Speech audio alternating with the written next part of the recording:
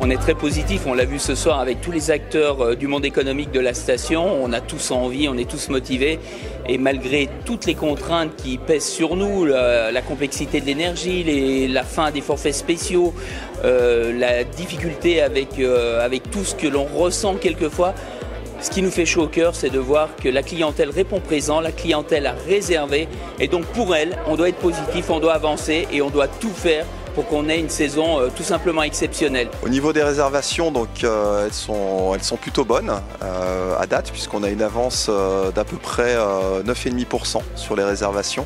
Donc c'est très positif pour nous. Ça ne veut pas dire qu'on va terminer la saison à plus 9%, bien évidemment. Mais dans tous les cas, comme je le disais, il faut mieux partir avec de l'avance qu'avec du retard. Aujourd'hui, ça signifie que les vacanciers anticipent leur réservation de séjour. Donc c'est plutôt positif pour nous pour pouvoir se projeter, pour pouvoir déjà avoir une vision de ce que va être la saison. Une saison qui s'annonce encore une fois plutôt bonne, donc on en est ravis. On est ravis de pouvoir faire découvrir nos espaces de montagne, nos espaces naturels que l'on aime tant à tous ces vacanciers qui vont le découvrir durant cet hiver. On va commencer par la télécabine des glaciers, qui est le nouvel équipement qui ouvrira dès décembre 2023 pour accéder au sommet de la Plagne et de Belle-Côte, à un peu plus de 3000 mètres d'altitude.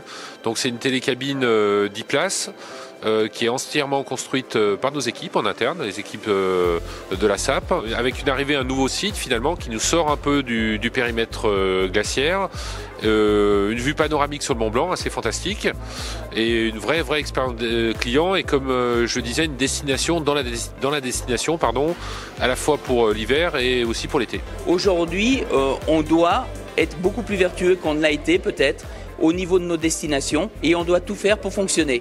Mais dans le cadre d'une labellisation ou alors d'un fonctionnement, c'est pas cela le plus important. C'est la stratégie et la mise en œuvre d'actions concrètes, le principe des petits pas qui fait qu'on sera beaucoup plus vertueux demain à défendre un modèle qui nous tient à cœur et qu'on transmettra aux générations futures. Donc le label Flocon Vert représente la co-construction entre nous, les associations et les acteurs des territoires de montagne, qu'ils soient les mairies, les communes, les offices de tourisme, les domaines skiables, mais aussi tous les citoyens et tous les socioprofessionnels des territoires de montagne. Donc c'est l'inscription de tous ces acteurs-là dans la transition écologique et vers la création de la montagne de demain. La Plagne vient tout juste de commencer, on est vraiment sur la première étape, on a pris contact avec eux il y a quelques temps maintenant et on vient de faire les ateliers de lancement, donc il y a tout qui reste à faire. Il faut qu'on vienne diagnostiquer leur territoire, voir comment leurs actions répondent aux critères de notre cahier des charges et puis ensuite leur remettre le label si le comité de labellisation le valide évidemment.